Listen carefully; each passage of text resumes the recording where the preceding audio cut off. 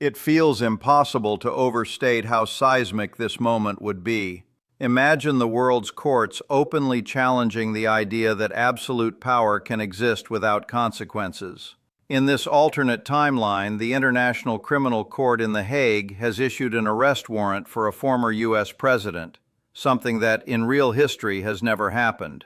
This isn't a petty diplomatic jab or a symbolic resolution passed in smoke-filled rooms. In this version of events, the ICC's warrant is a binding legal instrument with real teeth and immediate consequences.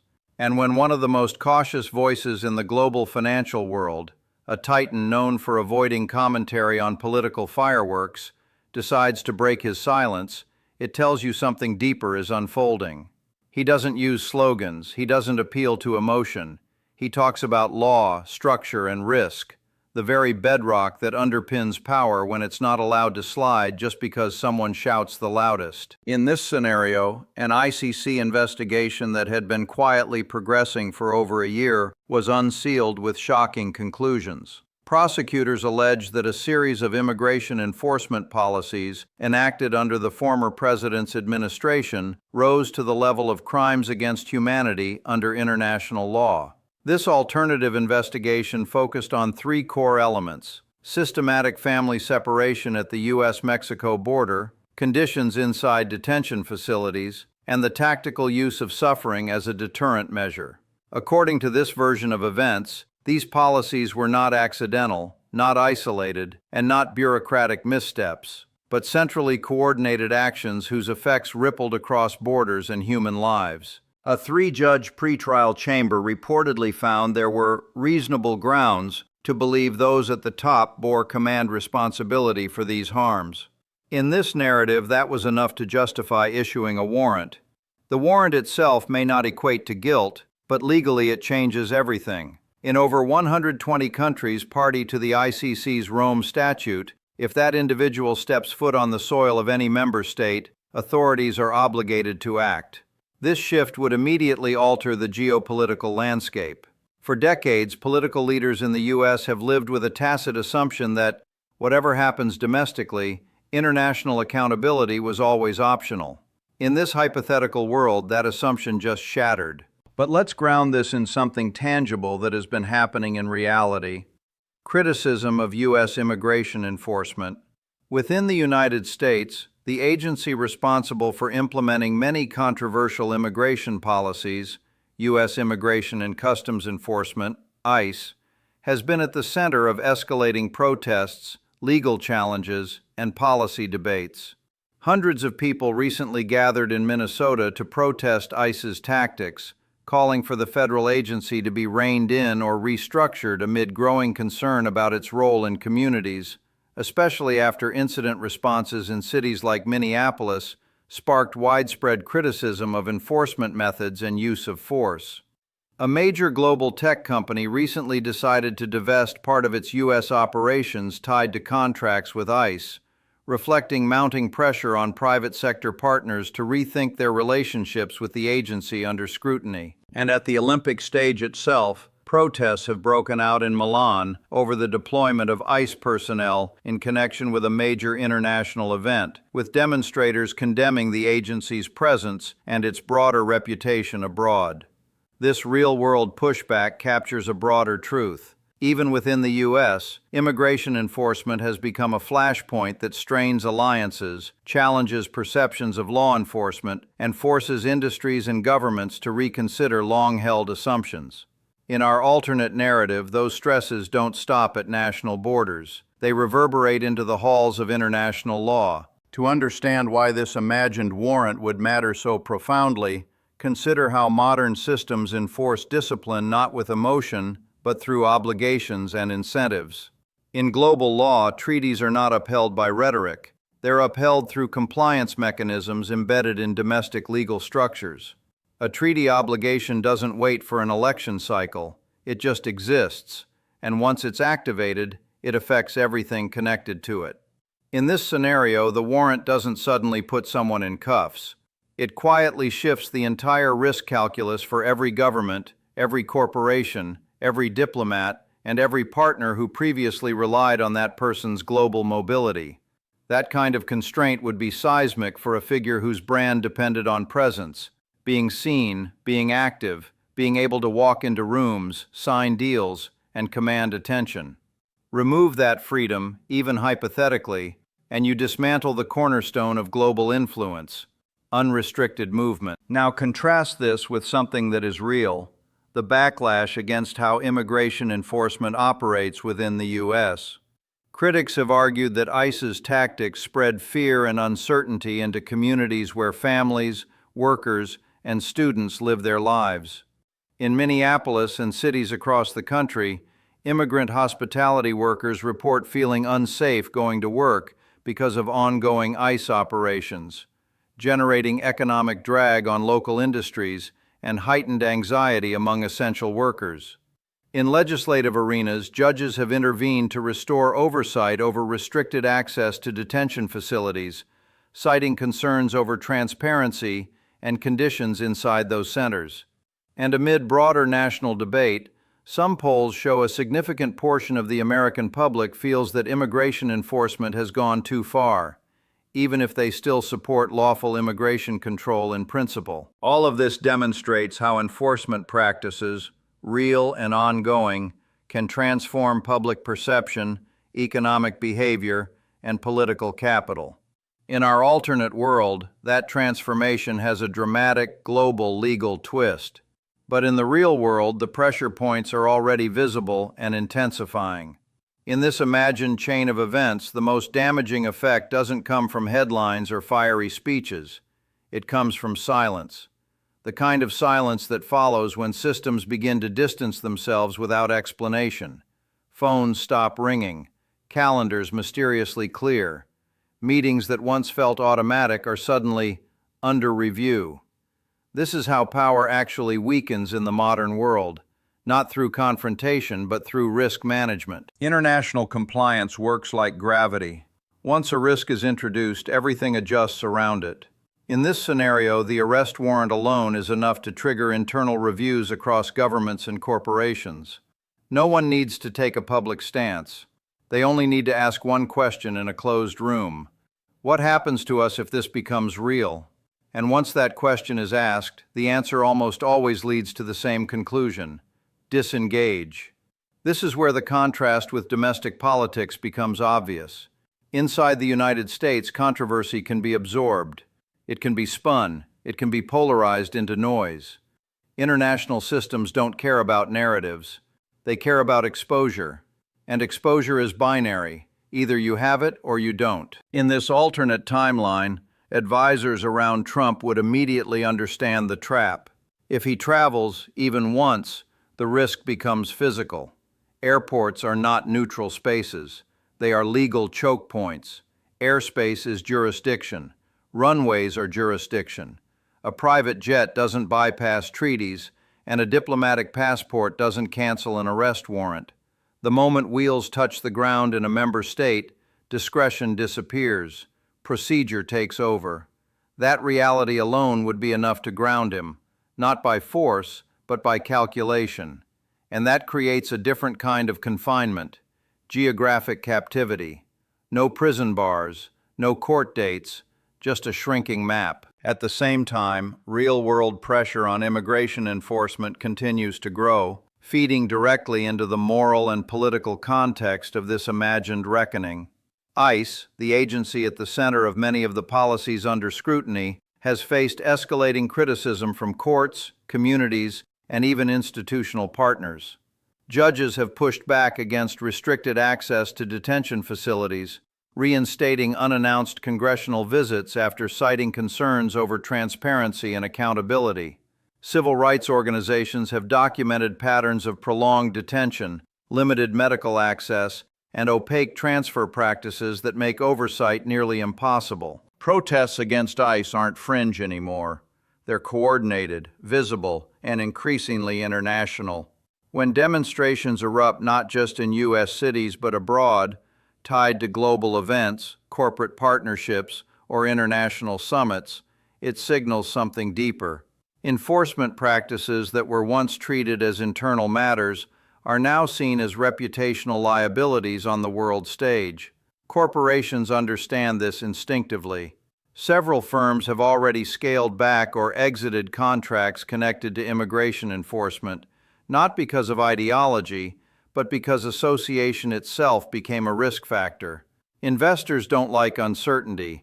Boards don't like headlines. Compliance departments don't like gray zones. When enforcement agencies become controversial, the private sector quietly recalibrates. In this hypothetical ICC scenario, that same logic applies at a higher level. Trump's remaining international partners would not need to believe in the charges to walk away. They only need to acknowledge that the cost of staying has become unpredictable. Licensing deals hinge on stability. Luxury branding depends on aspiration, not controversy. Developers don't want their properties tied to legal questions that could trigger protests, boycotts, or regulatory scrutiny. This is where the erosion accelerates, not through one dramatic collapse, but through dozens of small exits. A hotel quietly removes a name. A developer invokes a morality clause. A bank initiates routine reassessment. A foreign partner delays indefinitely. Each decision looks harmless in isolation. Together, they hollow out the structure. Meanwhile, inside the U.S., ICE continues to face legal and political headwinds that reinforce the broader narrative. Communities report increased fear and economic disruption tied to enforcement actions. Hospitality workers in major cities describe staying home from work to avoid encounters. Local governments push back against cooperation frameworks that blur the line between civil services and federal enforcement. The more visible these tensions become, the harder it is to argue that everything operated within a neutral technocratic vacuum. In this imagined world, international law doesn't arrive like a hammer. It arrives like a filter. It doesn't punish loudly, it constrains quietly. And once that constraint is in place, everything built on movement, access, and presence begins to contract. By the end of this phase, the damage isn't measured in arrests or trials. It's measured in options disappearing. And in systems governed by contracts and compliance, lost options rarely return. What happens next doesn't unfold on television. It happens in donor briefings, legal memos, and strategy calls that never leak. This is the phase where loyalty stops being ideological and becomes actuarial. People don't ask whether they believe in someone anymore. They ask whether staying close exposes them to cascading risk. In this alternate timeline, the donor class feels the shift first. Big money isn't driven by passion, it's driven by survivability. Campaigns don't collapse because voters disappear, they collapse because cash pipelines dry up. And the moment an international warrant enters the equation, every serious donors council asks the same question. If this escalates, are we exposed? If the answer isn't an immediate no, the money pauses. Pauses in politics are often permanent. Strategists face an even uglier calculus. They can spin domestic indictments as partisan. They can frame civil judgments as political warfare. They cannot plausibly spin a global compliance regime. You can't argue with treaty obligations. You can't campaign your way out of a border control system. You can't negotiate with a checklist. That's the strategic dead end. Push forward aggressively, and every international mention amplifies the problem. Pull back, and the absence becomes its own signal. Either way, momentum bleeds out. Campaigns run on perception of inevitability. The moment inevitability cracks, everything downstream starts hedging. At the same time, the real-world criticism of ICE intensifies, feeding the broader narrative that enforcement-first approaches carry reputational and legal consequences that don't stay contained. Courts continue to scrutinize detention conditions. Oversight bodies push for transparency. Journalists uncover patterns that look less like isolated mistakes and more like systemic design flaws. And each report makes it harder to maintain the claim that these were just tough but necessary policies executed cleanly. This matters because international systems don't judge intent, they judge outcomes. If suffering becomes predictable, if harm becomes patterned, if accountability mechanisms are resisted rather than engaged, institutions escalate. That's not activism, that's how compliance frameworks are built. Inside organizations once aligned with Trump, self-preservation kicks in. Lawyers document distance. Executives insist on indemnification clauses. Partners add exit ramps. Not because they've changed their beliefs, but because they've changed their assumptions about future exposure. Power is magnetic until it becomes radioactive. When it does, proximity is no longer an asset. There's also a psychological fracture that accelerates the decline. Trump's persona is inseparable from movement, rallies, travel, presence, spectacle. Constraint attacks that identity at its core. Advisors now have to choose between limiting exposure or risking catastrophe. Both options weaken authority. Restrict movement and he looks diminished. Encourage defiance and they risk a moment that can't be undone. Meanwhile, ICE continues to face mounting institutional resistance. Local governments restrict cooperation. Companies distance themselves from enforcement-linked contracts. Workers' unions speak out about fear and instability. Judges insist on oversight. This isn't abolition by decree, it's attrition by accountability. And it mirrors the same pattern playing out at a higher level in this imagined international response. Systems tightening not out of anger but out of obligation. What makes this phase decisive is that it's irreversible without systemic realignment. You can't shout your way back into compliance. You can't intimidate algorithms. You can't rally against a risk committee. Once institutions reclassify someone as high risk, the burden of proof flips, and it almost never flips back. By now, the collapse isn't loud, it's procedural. Contracts expire, invitations vanish, financing becomes incompatible with policy. Allies stop volunteering defense. Critics don't need to win arguments, they just wait. Systems are patient, people aren't. And that's the quiet truth of this moment. The most powerful constraint isn't punishment, it's withdrawal. When enough systems withdraw at once, even the loudest figure finds themselves speaking into an echo chamber with no exits. By the time everything converges, it no longer looks like a confrontation, it looks like a recalibration. Systems don't announce victory, they normalize outcomes. And in this imagined ending, that's exactly what happens. Internationally, the warrant doesn't need to be executed to succeed. Its power comes from persistence. Every week it exists, it quietly rewires incentives. Compliance departments update classifications. Insurers revise exclusions. Banks adjust exposure limits. Travel planners flag routes. Security teams brief contingencies. None of this is dramatic. All of it is decisive. Domestically, the noise continues. Rallies, statements, defiance. But the center of gravity has moved elsewhere. The questions that matter aren't being asked on television anymore. They're being asked in boardrooms and ministries. Is this relationship still viable? What's the downside if this escalates?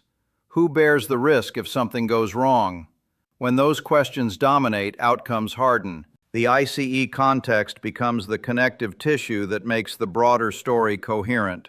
Years of criticism about detention conditions, family separation, and opaque enforcement practices laid the groundwork for scrutiny that didn't disappear when administrations changed. Courts insisted on oversight, communities documented harm, international observers took notes. In real life, those processes continue incrementally.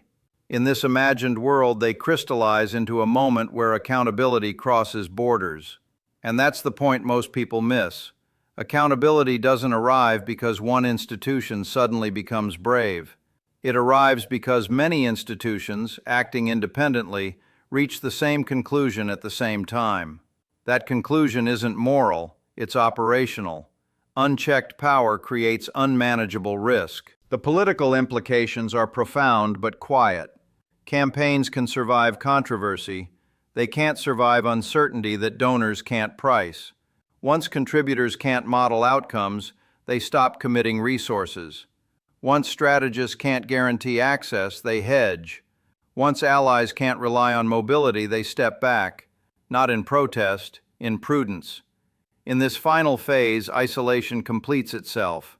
Not total isolation, just enough enough that rebuilding becomes impossible without systemic compliance, enough that every future move costs more than the last, enough that even supporters begin adjusting expectations, not because they've been persuaded, but because reality has narrowed. This is the modern form of constraint. No spectacle, no grand verdict, just a shrinking set of choices until the remaining ones are symbolic. Power doesn't vanish, it calcifies. It becomes loud but ineffective, visible but contained. The broader lesson, and the reason this imagined scenario resonates, is that the post-World War II order, for all its flaws, still runs on interdependence. Treaties, markets, compliance regimes, and oversight bodies aren't dramatic. They're durable, and durability beats defiance over time. If international law is ever to mean anything beyond aspiration, it has to be able to change behavior without firing a shot. In this story, it does exactly that, not by force, but by withdrawing permission. That's the ending most people don't expect and almost never see coming. Not collapse, but closure. Not punishment, but containment. And once containment sets in, history moves on, quietly, efficiently, and without waiting for anyone's approval. That's how this story ends. Not with a bang, but with the world adjusting, and not adjusting back.